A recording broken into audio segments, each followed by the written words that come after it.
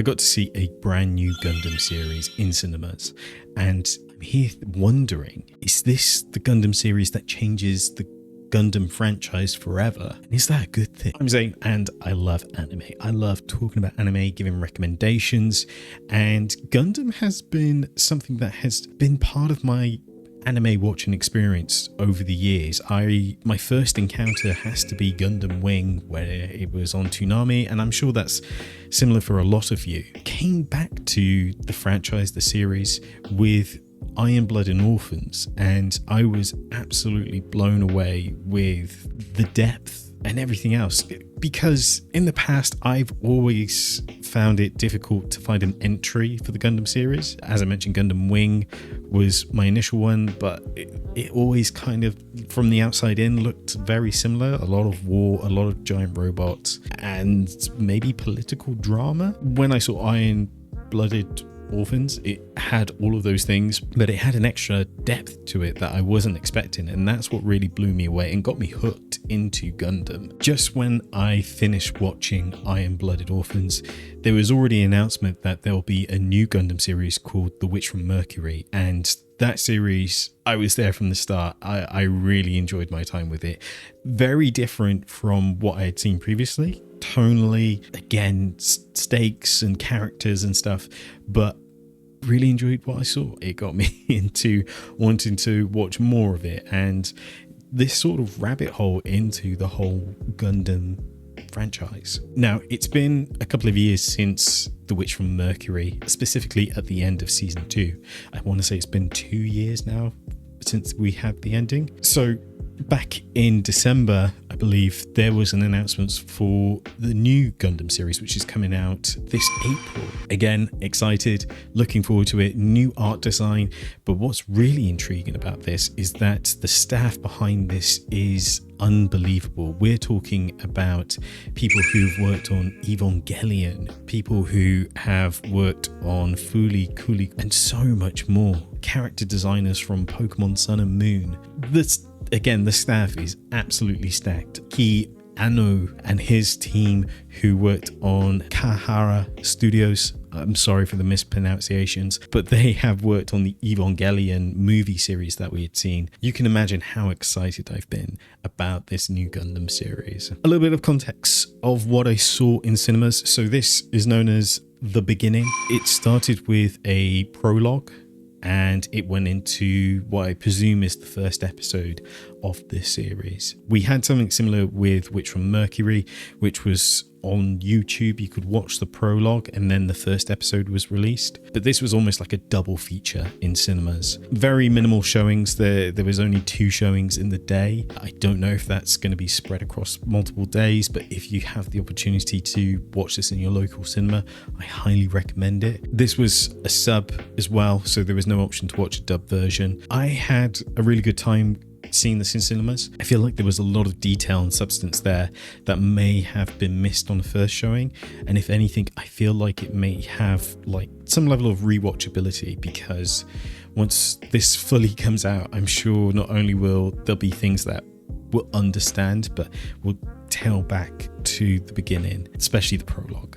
What I'm thinking of doing is adding time codes. So I'll add time codes to the description and I'll save spoilers to the end. My initial expectations going into this, I was expecting high level quality of animation more than anything. I was expecting this to be, again, like the last 2 series, to be separate from the Gundam timeline, and there's a difficult part to kind of explain when it comes to the Gundam timeline and some of the spin-off timelines and such. Like Gundam Seed, I believe, has its own timeline separate and so forth. Again, I'm not too au fait with the Gundam series franchise. I keep putting the 2 together because it's difficult to understand. But if you are a Gundam fan, or again someone who's been following this for a long time, feel free to comment and again help anyone else who might be watching this video, because again my knowledge is very new coming into this, because I've only started watching or getting into Gundam for the last 5 years, I'd say, maybe more. So yeah, please share knowledge and help educate us. Other expectations I had going into this as well is the art style is very different from anything else I'd seen from the Gundam series.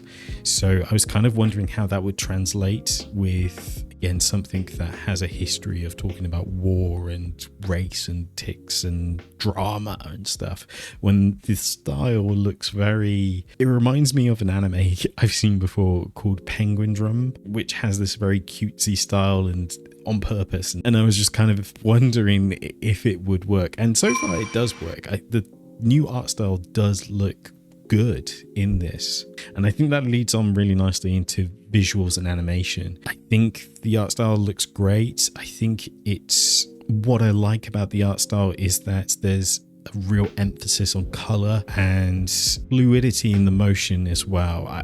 It's hard to describe, but it has this real nice flow when, especially when it has movement and things. The visuals are fantastic. There's certain moments as well where a character could be standing dead center in the screen. There's a character called Nia, and there's this one moment where she's standing against some rails waiting, and it has this beautiful backdrop, and it shows like the empty space around her and things, and it just kind of adds to, you imagine this character is very lonely because, again, the empty space around her and things. And then later there's another shot where you get to see the almost like blurry background of the city behind her. Again, feels very Neon Genesis when you've seen shots of Shinji walking to the train station, if anyone remembers that scene. Gives off those sort of nuances and such. But yeah, I think visually it is very good.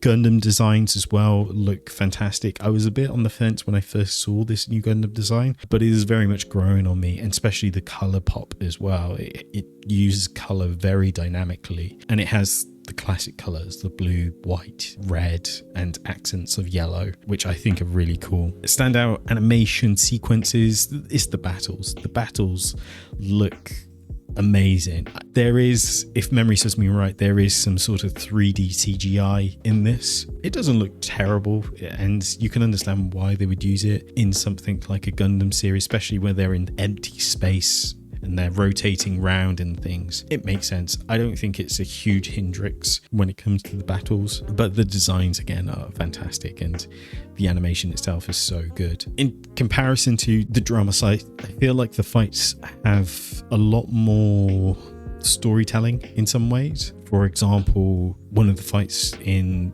the first episode takes place outside of the space colony, and our main character uses cables to swing themselves around because they're just aimlessly floating through space.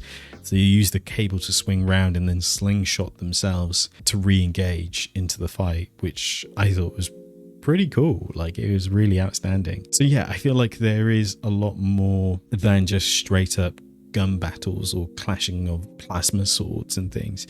They're using environments and they're using the space around them and stuff. And this has a heavy emphasis on underground Gundam battles as well, or mecha battles and stuff. They call them clan battles, which is really exciting because hopefully that means we get to see a fight every week in some shape or form. So yeah, I thought that was pretty cool. The fights also help with the storytelling as well. This may be a spoiler, so again, I'll pop a little thing on screen. But part of the storytelling is around this technology called psych comms. So again, I'm not 100% sure if this has come up in Gundam series before, but the whole idea is that the pilot has this psychic connect with their Gundam. So there's a lot more fluidity to opposed to, you know, only being able to pilot so far using basic controls. So the fact that they can be in sync with their machine, it sounds pretty cool, and so much for. I really want to talk about sound design and music. Music is fantastic.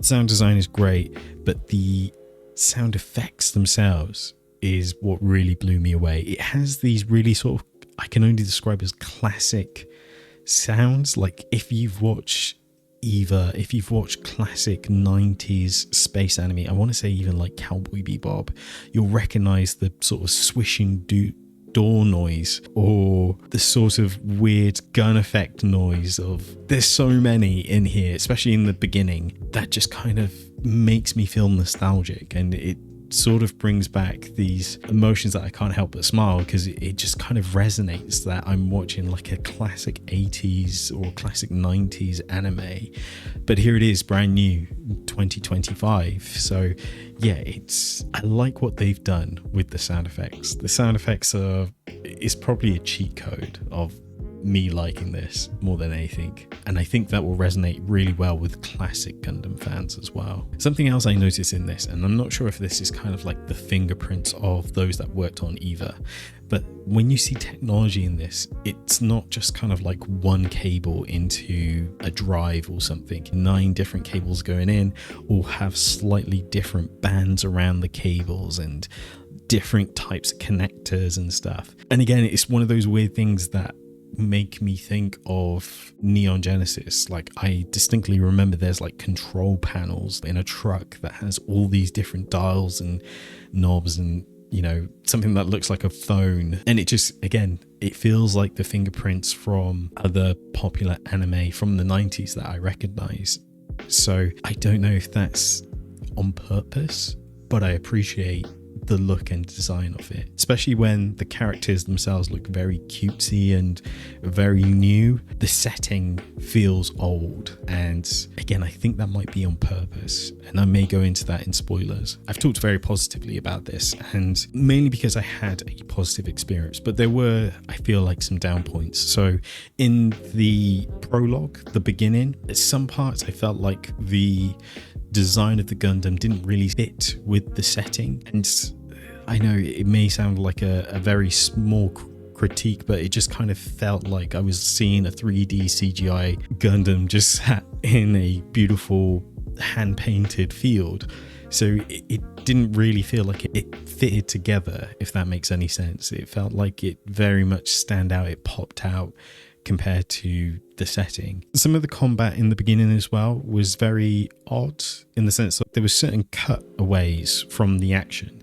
So for example, you'd see the Gundam grab its sword and lunge in for the slash, but you don't actually see the slash itself. It would cut to the after effect. Again, I don't know if that's on purpose, like they were short for time or something, or another means, but I felt the action style was very, I guess, jarring is probably the word I'd use in some ways, because it has this sort of cutaway. You're invested in the battle and you want to see it through, but then it had this sort of like cutaway side to it. It wasn't the worst thing. It's just one thing I picked up on if I was very nitpicky about it, but it does the job. It tells the story. Again, I know these animators are under huge pressures, so I'm not going to hold it against them in terms of my overall experience with it. It does enough to tell you who the winner is of that particular battle. It's just something I found on reflection interesting that it would do that, considering there was so much beautiful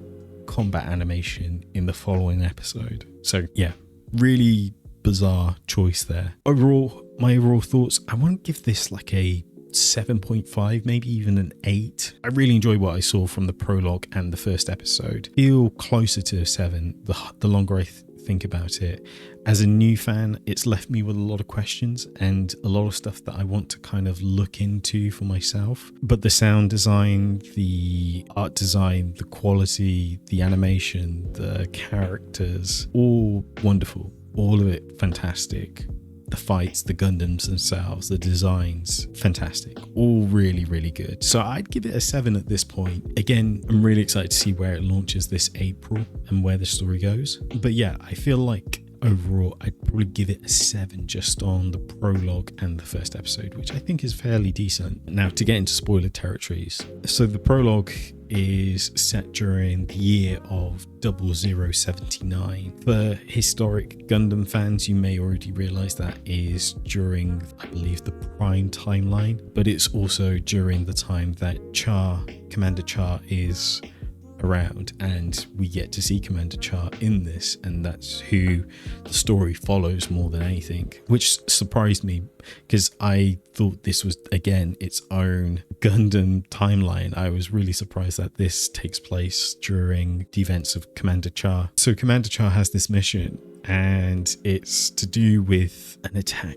on Lunar Base, I believe. Again, I'm not too sure if this is already in the original anime or if this was a new battle altogether. But what happens is Commander Char has some sort of, I explain it, psychic attack, or is pulled out of the combat and ends up on this psychic plane. It's really bizarre. And then one of his soldiers spends the next 6 years, I believe, because episode 1 picks up in the year 0085 and they still have yet found Commander Char, but his Gundam is active and is fighting and such. This also takes place after the events of a war, so the Earth and the space colony, the war is over, but there is consequences of the war. So they talk a lot about refugees and survivors and, again, veterans of the war. In episode 1, there's a huge emphasis on the refugees and such. But yeah, there's this ongoing mystery of who's piloting the Red Comet, aka the Commander Char's Gundam. So yeah, there's a lot of intrigue and such, and I feel like this may be the difficulty with newer Gundam fans like myself.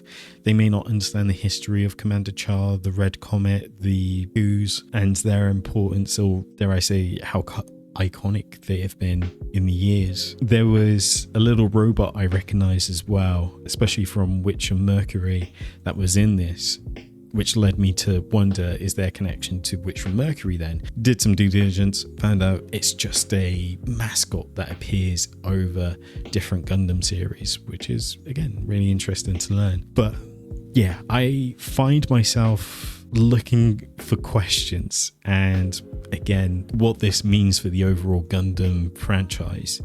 Does this new series implanting itself into the history of Gundam with Commander Char, again, a recognizable villain and sometimes main character, in depending on which series you follow, does this affect previous Gundam works, or will it be of a case of, oh, they had their mind wiped and blah blah blah blah blah, everything's back to normal? So it does lead me to wonder what the impact of this series will have on previous Gundam series and what it means going forward as well. Does this mean that there'll be more added to that timeline? Are we done from having these alternative timelines with Gundams going forward? Lots of questions, and I'm hoping that we'll find some answers not only by the end of the series, but maybe from the staff that work there for future Gundam series. But all speculations and thoughts and impressions at this point. But I'm more interested to see what your thoughts are. Did you get to see the movie? Let me know in the comments. If you did, I'd love to know your thoughts. Be part of the conversation. If you have questions, let me know in the comments as well, especially if you're new to Gundam. And if you are familiar with the Gundam series, help us out with some of the questions we have, because, again, I'm not too au fait with Commander Char's history. A lot of it I had to look up as soon as I walked out of the cinema. I was straight on that Wikipedia page. So yeah, be sure to help out some of the questions in the comments if you happen to know. Be sure to lock in for more anime discussions, as we'll be going into the spring and giving more impressions, more reviews, and more reactions in the future. So be sure to like and subscribe for that in the upcoming weeks. I'll see you soon.